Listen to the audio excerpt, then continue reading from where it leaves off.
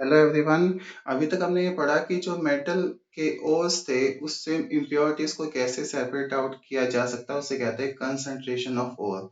Next step अभी हम start कर रहे हैं, that is conversion of concentrate ore into the metal oxide. तो मेटल ऑक्साइड में कन्वर्जन करने का कौन कौन से प्रोसेस होते हैं, मैं पहला प्रोसेस आपको बता रहा हूँ, दैट इज कैल्सिनेशन। कैल्सिनेशन, ठीक है। ठीक है, क्या होगा? कैल्सिनेशंस। और दूसरा होता है बेटा roasting.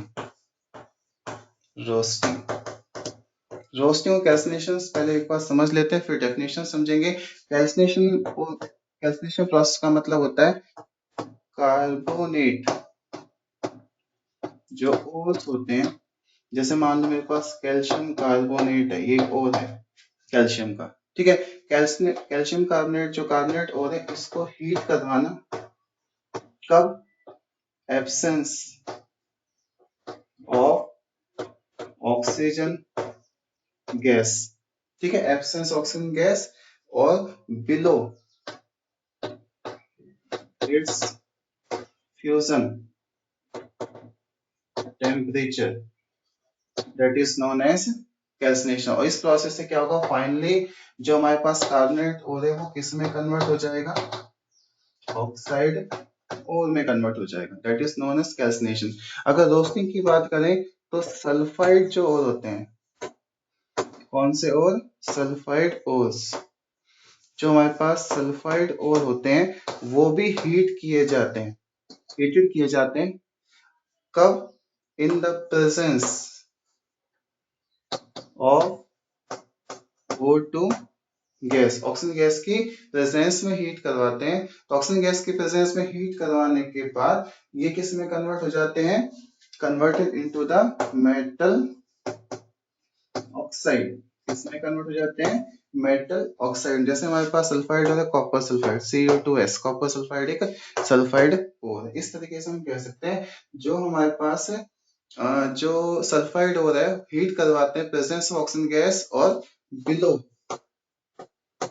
It's melting point, below its melting point, that is known as roasting. तो इस तरीके से रोस्टिंग और कैल्सिनेशन दो तरीके होते हैं। अब हम पढ़ते हैं इसकी डेफिनेशन। तो हम पढ़ रहे थे डेफिनेशंस, ठीक है। तो डेफिनेशन सबसे पहले कैल्सिनेशंस की। कैल्सिनेशन क्या होता है? The process of conversion of carbonate ore, जो कौन सा ओर होगा? Carbonate ore into the metal oxide, ठीक है, by heating the ore below its fusion temperature in the absence of oxygen gas. सबसे इंपॉर्टेंट जो बात है इसमें एब्सेंस ऑफ ऑक्सीजन गैस, इसमें ऑक्सीजन गैस जो है वो एब्सेंस रहेगी, that is known as calcination. जैसे एग्जांपल है, कैल्शियम कार्बोनेट को हीट करवाया, यहाँ पे ऑक्सीजन गैस नहीं है, हीट करवाएंगे एब्सेंस ऑक्सीजन गैस में, तो किस में कन्वर्ट होगा? Calcium oxide, that is metal oxide plus CO2 gas इसमें इवॉल्व हो जाएगी। दूसरा एग्जांपल है, जैसे मान लो जिंक कार्बोनेट है मेरे पास, जिंक कार्बोनेट को हीट करवाया तो जिंक ऑक्साइड प्लस CO2 बन जाएगी। तो क्या होगा? इसमें एब्सेंस ऑक्सीजन गैस में हीट करवाया तो जिंक ऑक्साइड प्लस CO2 में क्या होगा? सेपरेट आउट हो गए, तो मेटल कार्बोनेट जो है मेटल ऑक्साइड में कन्वर्ट हो गया, that is known as calcination. तो एब्सेंस ऑक्सीजन गैस में कैल्सिनेशन वर्क करता है। दूसरा है रोस्टिंग। रोस्टिंग में क्या आएगा? The process of conversion of sulphide ore, sulphide ore जो है उसको कन्वर्ट करवाया जाता है मेटल ऑक्साइड में by heating below its melting point in the presence oxygen gas. तो यहाँ पे क्या आएगा? प्रेजेंस ऑक्सीजन गैस, और यहाँ पे आएगा एब्सेंस ऑक्सीजन गैस। तो calcination is the absence of oxygen gas, roasting is the presence of oxygen gas, ठीक है। एग्जांपल है जिंक सल्फाइड, ऑक्सीजन की प्रेजेंस में हीट करवाएंगे तो क्या बनेगा? Zinc oxide plus sulphur dioxide gas बनेगा। ऐसे ही हमारे पास लेड सल्फाइड PbS क्या है? Lead sulphide. और लेड सल्फाइड जो ऑक्सीजन गैस की प्रेजेंस में क्या करेंगे? हीट करवाएंगे तो lead oxide plus sulphur dioxide में कन्वर्ट हो जाएगा। इस तरीके से हम कह सकते हैं कि जो प्रेजेंस ऑक्सीजन गैस में हीट करवाते हैं उसे क्या कहते हैं? रोस्टिंग। और एब्सेंस ऑक्सीजन गैस में हीट करवाते हैं that is called as calcination. इस तरीके से जो प्रोसेस होते हैं दैट इज कैल्सिनेशन और रोस्टिंग। ये most probably medium reactive metal जो होते हैं उस पे ये प्रोसेस काम करता है। ये कैल्सिनेशन किस पे काम करेगा? कार्बोनेट ओर पे, और रोस्टिंग काम करेगा सल्फाइड्स ओर पे। अब चलते हैं जो लेस थोड़े से कम रिएक्टिव वाले एलिमेंट्स हैं उनमें हम सीधा हीटिंग प्रोसेस यूज करते हैं, हीट करते हैं ऑक्सीजन गैस के प्रेजेंस में सिंपली, तो वो कन्वर्ट हो जाते हैं मेटल ऑक्साइड में और फाइनली किस में कन्वर्ट हो जाते हैं? मेटल्स में कन्वर्ट हो जाते हैं। तो अब अगला प्रोसेस हम स्टार्ट करें, रिडक्शन भी कह सकते हैं, reduction of metal oxide to metal, metal oxide को मेटल में कैसे रिड्यूस करवाया जाता है। इसके बाद हम बात कर रहे थे, देखा होगा आपने कि जो लो रिएक्टिव वाले होते हैं उसमें क्या प्रोसेस यूज करते हैं, रिडक्शन यूज करते हैं। जैसे हम कहें, जैसे मान लो मेरे पास है मर्करिक सल्फाइड या मेरे पास कॉपर सल्फाइड है, इसको सिंपली ऑक्सीजन गैस की प्रेजेंस में हीट करवाते हैं, तो लो रिएक्टिव वाले जो है सिंपली ऑक्सीजन गैस की प्रेजेंस में हीट करवाएंगे तो फाइनली वो कन्वर्ट हो जाते हैं that is into the metals में, पहले मेटल ऑक्साइड में कन्वर्ट होंगे उसके बाद मेटल्स में कन्वर्ट हो जाते हैं। कैसे, एग्जांपल समझते हैं। जैसे मान लो मेरे पास है एग्जांपल के तौर पे मर्करिक सल्फाइड HgS, ठीक है। HgS को ऑक्सीजन गैस की प्रेजेंस में क्या करवाएंगे, हीट करवाएंगे। और हीट करवाते के साथ किस में कन्वर्ट हो जाएगा, ये सबसे पहले मर्करिक ऑक्साइड में कन्वर्ट होगा और सल्फर डाइऑक्साइड गैस इसमें से इवॉल्व हो जाएगी, ठीक है। अब ये मर्करिक सल्फर ऑक्साइड जो है, ये मर्करिक ऑक्साइड जो है इसको फर्दर सॉलिड स्टेट में होगा, इसको फर्दर हम हीट करेंगे तो ये मर्करी, ठीक है, मरकरी प्लस ऑक्सीजन गैस में सेपरेट आउट हो जाए। इस तरीके से जो लेस एक्टिव वाले हैं उसको फाइनली जो भी हमारे पास और चाहे सल्फाइड हो चाहे कोई सा भी हो, तो क्या होगा, वो ऑक्सीजन गैस की प्रेजेंस में हीट करेगा तो फाइनली वो किस में कन्वर्ट हो जाएगा, मेटल्स में कन्वर्ट हो जाता है। That is called as metals of low reactivity reactions, ठीक है। एक और एग्जांपल मैं आपको बताता हूँ इसका।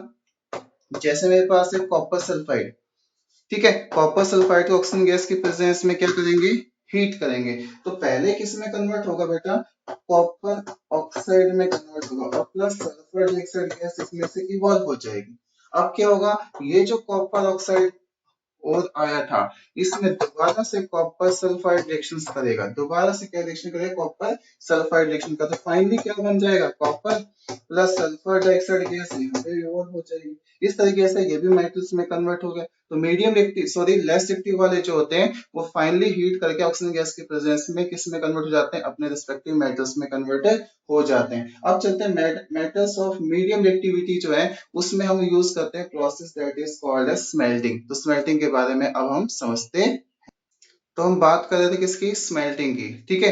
तो स्मेल्टिंग क्या होता है, मीडियम रिएक्टिविटी वाले जो मेटल्स होते हैं इसमें हम स्मेल्टिंग प्रोसेस भी यूज करते हैं कैल्सिनेशन रोस्टिंग के साथ, ठीक है। कैल्सिनेशन रोस्टिंग तो पर्टिकुलर कार्बोनेट और सल्फाइड के लिए यहाँ पे क्या होगा, जो मेटल ऑक्साइड्स बने थे वो कार्बन की प्रेजेंस में हीट करते हैं तो किसमें कन्वर्ट हो जाते हैं, अपने रिस्पेक्टिव मेटल्स में कन्वर्ट हो जाते हैं। That is known as smelting. क्या समझ में आया, the process of heating the ore in the presence of carbon, carbon के प्रेजेंस में हीट करवाते हैं, that is called as smelting. Example समझते हैं।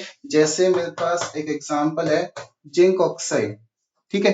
जिंक ऑक्साइड गैस जो है सॉरी हमारे पास और है, इसको कार्बन की प्रेजेंस में क्या कहते हैं, कार्बन सॉलिड की प्रेजेंस में हीट करेंगे तो क्या होगा, जिंक मेटल अलग हो जाएगा, कार्बन मोनोऑक्साइड सेपरेट आउट हो जाएगी। तो इस तरीके से हम कार्बन की प्रेजेंस में भी रिएक्शंस कर सकते हैं। ऐसे हमारे पास आयरन है Fe2O3, ठीक है, हेमेटाइट मैग्नेटाइट याद होगा।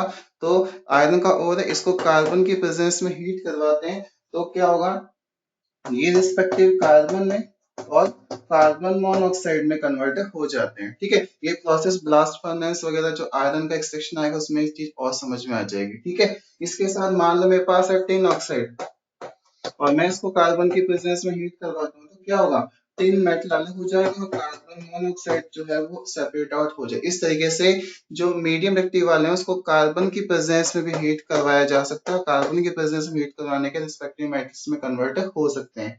समझ में आए। इसके बाद बेटा next process that is the metal displacement. Metal displacement से भी क्या होता है कि जो मोर एक्टिव एलिमेंट है लेस एक्टिव को डिस्प्लेस करके भी मेटल से हम एक्सट्रैक्शन कर सकते हैं। तो अगला पढ़ते हैं मेटल डिस्प्लेसमेंट। तो हम बात कर रहे थे किसकी, मेटल डिस्प्लेसमेंट की, ठीक है। तो मेटल डिस्प्लेसमेंट आपको समझ में आया। मेटल डिस्प्लेसमेंट में पहले भी पढ़ के आए कि मोर एक्टिव जो एलिमेंट है लेस एक्टिव को डिस्प्लेस कर देता है। यही प्रोसेस यहाँ पे भी यूज करेंगे।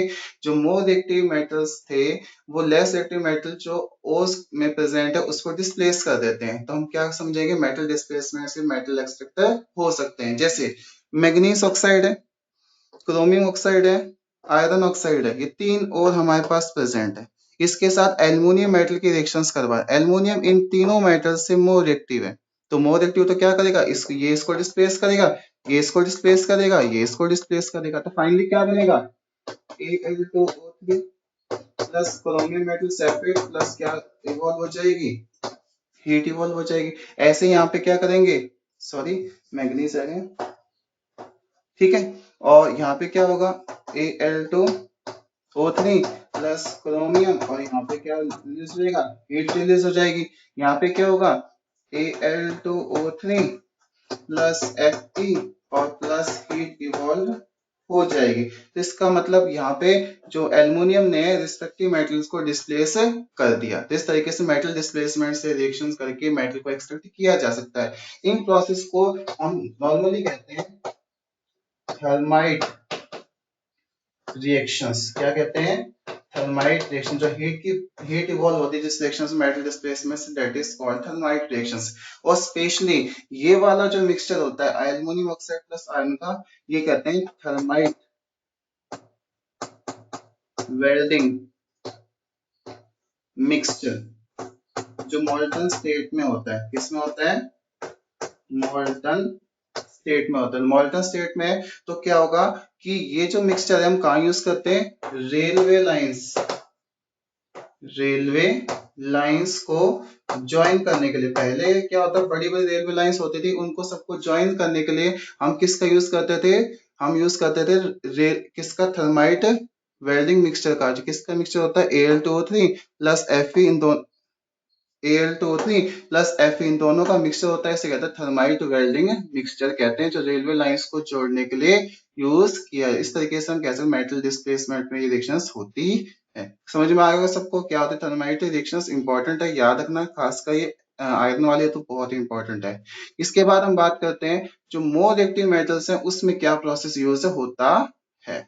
तो हम बात कर रहे थे मेटल्स ऑफ हाई रिएक्टिविटी। जो हाई रिएक्टिविटी वाले मेटल्स होते हैं वो सिंपली रिडक्शन से एक्सट्रैक्शन नहीं हो सकता। इसका कारण है क्योंकि मेटल्स जो होते हैं हाईली रिएक्टिव, या सभी मेटल्स जो आपको पता है कि रिड्यूसिंग नेचर शो करते हैं, रिड्यूसिंग नेचर। तो खुद रिड्यूसिंग नेचर के हैं तो कैसे रिडक्शन से एक्सट्रैक्ट हो सकते हैं। तो ऐसे मेटल्स जो हाईली रिएक्टिव होते हैं उनके लिए हम एक स्पेशल प्रोसेस यूज करते हैं, that is known as electrolysis. ठीक है, फर्स्ट चैप्टर हमने पढ़ा होगा इलेक्ट्रोलाइसिस क्या होता है। तो इलेक्ट्रोलाइसिस प्रोसेस से जो मेटल्स हाईली रिएक्टिव वाले होते हैं उनको हम एक्सट्रैक्ट कर सकते हैं। ठीक है, तो आपको याद रखना है कि जो हाईली रिएक्टिव मेटल होते हैं वो रिडक्शन प्रोसेस से एक्सट्रैक्शन नहीं हो सकता, उनको क्योंकि रिड्यूसिंग एजेंट का काम करते हैं, इसलिए उनको हम अलग प्रोसेस यूज करते हैं इलेक्ट्रोलाइसिस। कौन कौन से मेटल ऐसा इलेक्ट्रोलाइसिस वर्क कर सकते हैं, सोडियम, पोटेशियम, कैल्शियम, जो हाईली रिएक्टिव होते हैं। समझ में आ गया। इस अब समझते हैं इलेक्ट्रोलाइसिस वर्क कैसे करता है। सबसे पहले एक कंटेनर होता है, इसे कहते हैं इलेक्ट्रोलाइसिस वेसल।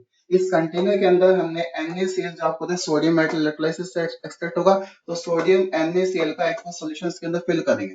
फिल हो गया। इसके अंदर जो पूरे के अंदर फिल है वो क्या है, NaCl का एक्वस सॉल्यूशन फिल है। इसके अंदर दो इलेक्ट्रोड होते हैं, मेटल्स के बने हुए होते हैं, एक एनोड का और एक कैथोड। एनोड का मतलब पॉजिटिव चार्ज, कैथोड का मतलब नेगेटिव चार्ज। अब क्या होगा, NaCl जो होगा डिसोसिएट होगा, Na पॉजिटिव Cl नेगेटिव है, इसमें हो जाता है। अब Na पॉजिटिव के पास इलेक्ट्रॉन्स की कमी है, इलेक्ट्रॉन्स की कमी है, Na पॉजिटिव जो है उसके पास इलेक्ट्रॉन्स की कमी है। इलेक्ट्रॉन्स एक्सेस में कहाँ होंगे, नेगेटिव चार्ज मतलब कैथोड की तरफ। तो Na कहाँ चला जाएगा, कैथोड की तरफ। अब Cl नेगेटिव है, इसके पास तो बेटा एक्सेस में इलेक्ट्रॉन्स है, इलेक्ट्रॉन्स की कमी कहाँ है, एनोड पे। तो Cl कहाँ चला जाएगा, एनोड पे। तो इसका मतलब Cl2 गैस लिबरेट होगी एनोड पे, और Na मेटल जो है डिपॉजिट हो जाएगा कैथोड पे। यही मैंने यहाँ बताया है।